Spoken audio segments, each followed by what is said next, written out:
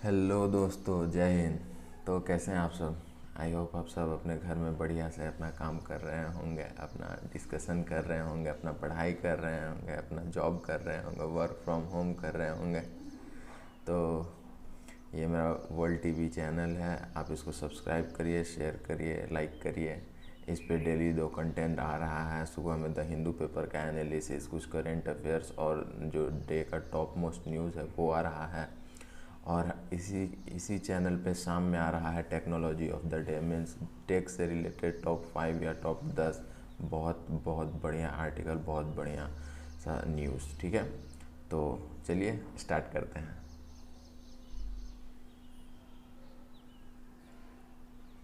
आज का 30 जुलाई का ये द हिंदू पेपर है। ठीक है, तो इसमें जो कल पॉलिटिक्स में जो सबसे बड़ा न्यूज़ सामने आ रहा है वो है 27% reservation for OBC and 10% reservation for economically weaker section in national quota medical seats. तो आपकी जानकारी के लिए मैं आपको पहले भी बता दूं कि ये जो नेशनल कोटा सीट्स जो जिसमें इन लोग को अलॉट किया गया है 27% reservation for OBC and 10% reservation for economically weaker section, इसमें ऑलरेडी पहले से 15% seat for SC and 7.5% seat for ST already पहले से दिया हुआ था। मीन्स इन 2007 में ही सुप्रीम कोर्ट ने 15% सीट शेड्यूल कास्ट के लिए और 7.5% सीट शेड्यूल ट्राइब्स के लिए इसमें रिजर्व किया था। हालांकि ये एक ऐसा कोटा है, ऑल इंडियन कोटा, जो कि 1986 में इंट्रोड्यूस हुआ था, वो भी सुप्रीम कोर्ट के डायरेक्शन से। ये एक ऐसा कोटा है जिसमें कोई भी एक स्टेट का स्टूडेंट दूसरे स्टेट के मेडिकल कॉलेज में, दूसरे स्टेट के कॉलेजेस में जा कर के पढ़ सकता है। मीन्स उसे उस स्टेट का डोमिसाइल का ज़रूरत नहीं पड़ता है। उसे उस स्टेट का जो डोमिसाइल मतलब होता है कि वहाँ के रहने का जो सर्टिफिकेट होता है कि वो बंदा उस स्टेट का है या नहीं है, या वहाँ पर जो भी पर्सन जा रहा है एडमिशन के लिए वो उस स्टेट से बिलोंग करता है या नहीं करता है। तो मतलब कोई किसी भी एक स्टेट का बच्चा किसी दूसरे स्टेट में जा कर के अगर वो इस रिजर्वेशन कैटेगरी में आता है तो फिर वो जा कर के अपना पढ़ाई कर सकता है। ठीक है, तो इससे फ़ायदा कितनों को होगा? तो इससे अप्रॉक्स 1,500 ओबीसी स्टूडेंट्स को यूजी में पर ईयर और 2500 स्टूडेंट्स को पीजी में पर ईयर फ़ायदा होने वाला है ओबीसी कैटेगरी में। और यहीं पर 550 ईडब्ल्यूएस मतलब इकोनॉमिकली वीकर सेक्शन को यूजी में और 1000 इकोनॉमिकली वीकर सेक्शन स्टूडेंट्स को पीजी में फ़ायदा होने वाला है इस रिजर्वेशन के थ्रू। हालांकि आपको ये बात पता होना चाहिए कि जो रिजर्वेशन है और ख़ासकर रिजर्वेशन पढ़ाई में और जॉब में बहुत ज़्यादा ख़राब साबित हो रहा है इंडिया में दिन पर दिन ये रिजर्वेशन का जो हालत है पॉलिटिकल कारणों के कारण, मतलब पॉलिटिकल कारण से ये रिजर्वेशन ख़त्म नहीं हो पा रहा है, जबकि ऐसा होना नहीं चाहिए। रिजर्वेशन सिर्फ़ और सिर्फ मेरिट बेसिस पे होना चाहिए या इकोनॉमिकली वीकर सेक्शन पे होना चाहिए, क्योंकि ऐसा बहुत बार देखा जा चुका है कि एक जो ओबीसी हैं उनके घर में गवर्नमेंट जॉब है या उनका फैमिली बिजनेस है, मतलब बहुत कुछ है, फैमिली बैकग्राउंड बढ़िया है, तब भी वो जा कर के रिजर्वेशन लेते हैं और रिजर्वेशन पे किसी जनरल का या किसी मेरिटोरियस स्टूडेंट का अपना जगह वो मतलब उसका जगह हटा करके अपना जगह बना लेते हैं। हालांकि पढ़ाई में आप जहाँ तक देख लें, जितना काम एक जनरल कैटेगरी का स्टूडेंट करता है उससे बहुत कम एक ओबीसी या एससी एसटी कैटेगरी का स्टूडेंट करता है। तब भी रिज़ल्ट आने पर जनरल कैटेगरी के स्टूडेंट्स का कट ऑफ जाता है 100 में 92 और 93, और वहीं ओबीसी का कट ऑफ जाता है 45 और एससी एसटी का शायद 15 और 10। तो ये आप बात समझ सकते हैं कि ये कंट्री के लिए कितना नुकसान है।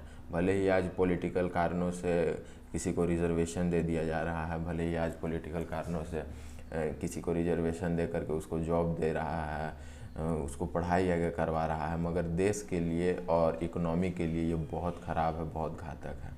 ठीक है, तो ये हो गया ये आज का जो रिजर्वेशन मतलब कल अनाउंसमेंट हुआ है उसके बारे में।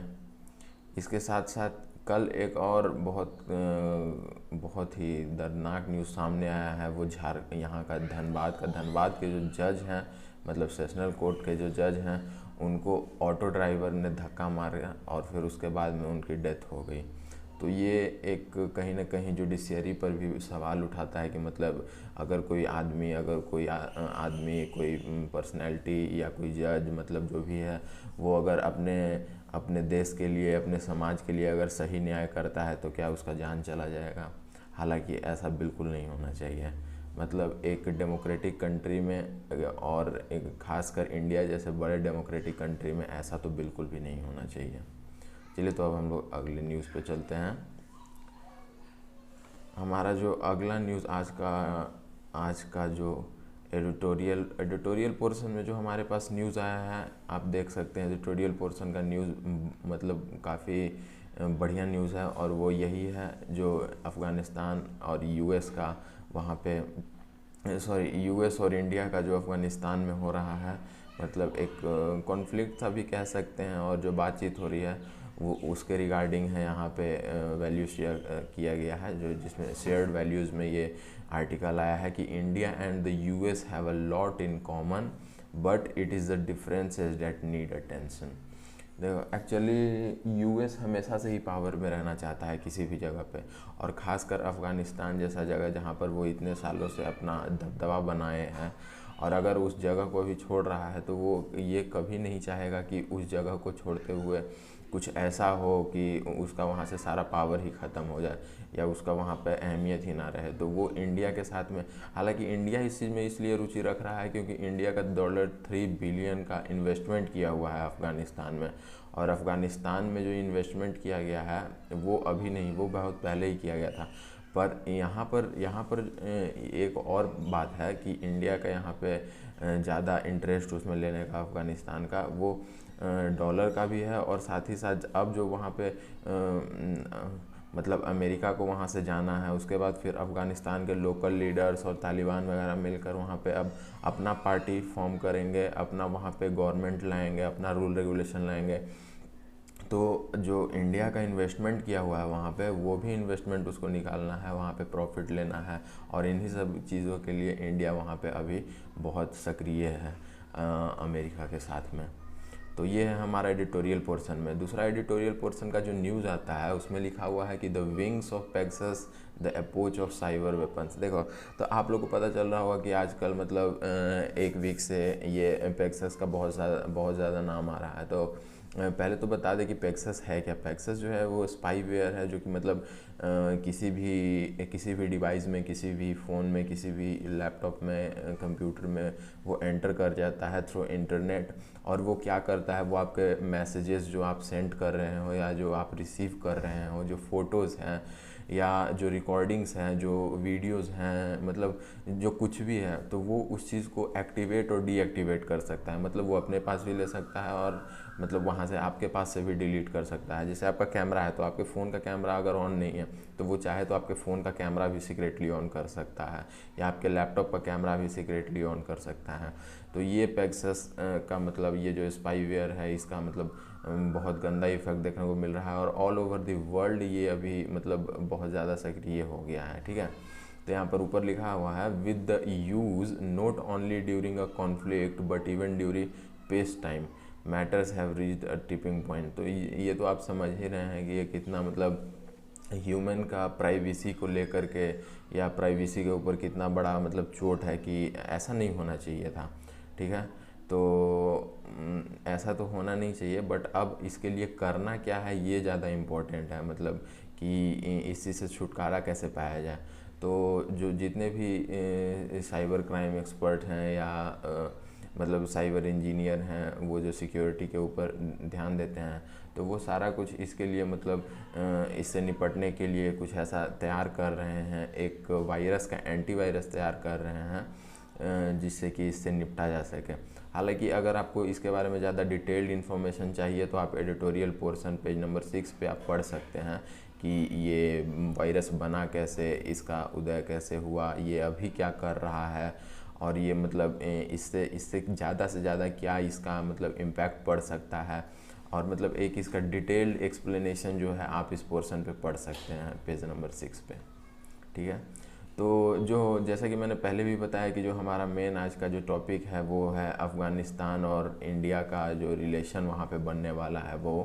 तो मैंने पहले भी बताया कि अमेरिका इस चीज़ में खास कर के इन्वॉल्व है, क्योंकि वो अफ़गानिस्तान में बहुत पहले से ही सक्रिय है। अमेरिकन फोर्सेस जो वहाँ कर अमेरिका की आर्मी है वो वहाँ पे पहले से ही सक्रिय है। तो जो अफ़गानिस्तान है, अफ़गानिस्तान के काबुल में तालिबान की एंट्री हो रही है। तो आपको पहले बता दें कि तालिबान क्या है। तालिबान जो है एक ऐसा ऑर्गेनाइजेशन है, एक मतलब अफ़गानिस्तान में फ़िलहाल अफ़गानिस्तान में एक ऐसा ऑर्गेनाइजेशन है जो वहाँ के मतलब वो ऐसा दावा करती है कि वहाँ के 65% मीन्स वो वहाँ के सारे रूरल एरियाज़ को कैप्चर करती है।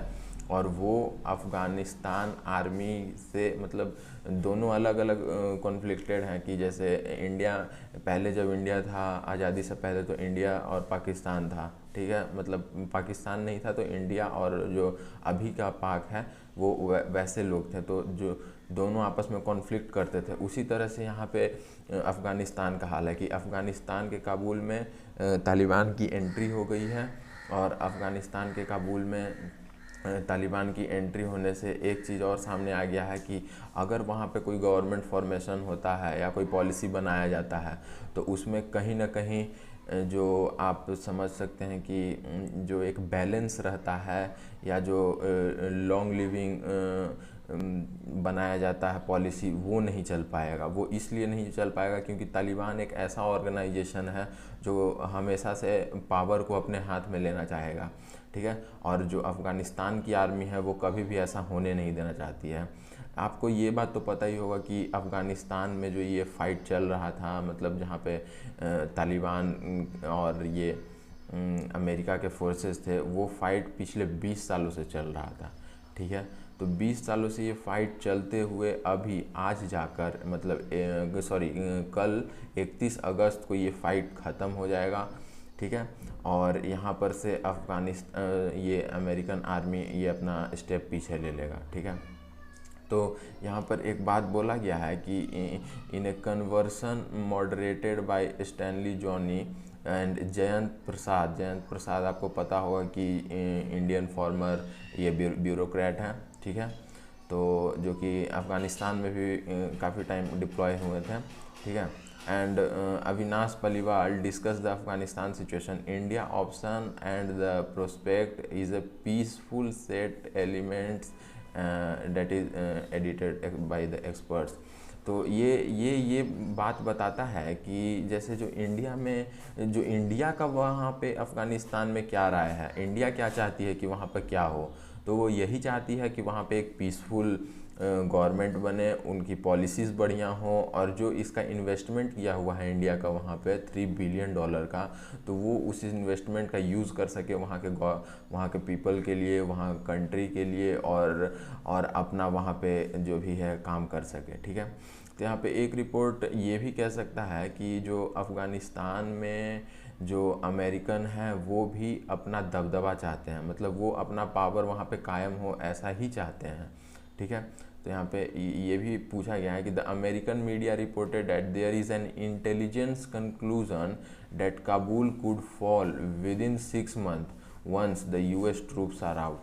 तो ये भी एक कहा जा सकता है कि जो काबुल का जो वहाँ पे मतलब काबुल में जो तालिबान का एंट्री हो रहा है, तो वो चीज़ जो है 6 महीने के भीतर टूट जाएगा। तो ये हम ऐसा इसलिए कह सकते हैं क्योंकि वहाँ पे एक स्टेबल गवर्नमेंट नहीं बनेगा, एक स्टेबल पॉलिसीज़ नहीं बनेगा। तो आप समझ सकते हैं कि जहाँ पे स्टेबल गवर्नमेंट नहीं हो, स्टेबल पॉलिसी नहीं हो, वहाँ के लोगों का रहन सहन कैसे होगा, क्योंकि वहाँ पे कोई भी काम ज़्यादा दिन तक चल नहीं सकता है, क्योंकि दो अलग विचारधारा के लोग एक साथ एक जगह पर तो बिल्कुल भी कभी भी नहीं रह सकते हैं। तो ये एक वहाँ पे बात किया गया है। दूसरा बात जो यहाँ पर कह रहे हैं कि एम्बेसडर्स, मतलब ये बताया जा रहा है कि आप इस चीज़ को कैसे देखते हैं। अच्छा, आप एक बात बताइए, अगर आपके कंट्री में जैसे आज बीजेपी की गवर्नमेंट है, अगर आज बीजेपी की गवर्नमेंट की जगह मतलब इंडियन नेशनल कांग्रेस हो या सारा अलायंस हो उसका, तो फिर उसमें अगर स्टेबिलिटी ही नहीं रहेगा तो फिर गवर्नमेंट काम कैसे करेगा। सपोज़ करो कि से 13% जो गवर्नमेंट में रूलिंग पार्टी में है 13% लोग चाहते हैं कि एक नया ऐसा बिल आए, उसमें 7% चाहते हैं कि नहीं ये बिल नहीं आना चाहिए, उसमें 15% चाहते हैं कि ये बिल में कुछ फॉर्मेशन होना, मतलब कुछ एडिट होना चाहिए, कुछ चेंज आना चाहिए।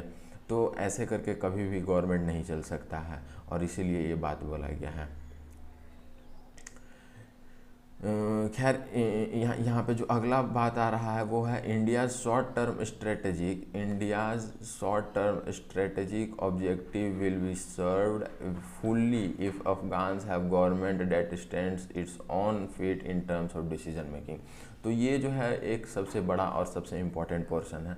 सबसे इम्पॉर्टेंट पोर्शन इसलिए है क्योंकि अगर कोई गवर्नमेंट किसी कंट्री का या मतलब किसी भी जगह का किसी ऑर्गेनाइजेशन में ही अगर आप जा रहे हो और अगर वहाँ पे डिसीजन मेकिंग पावर एक पर्सन के पास नहीं है, मतलब डिसीजन मेकिंग में वो स्टेबल नहीं है, तो फिर वो ऑर्गेनाइजेशन कभी नहीं चल सकता है। आप बस ये सिंपल सा बात समझो।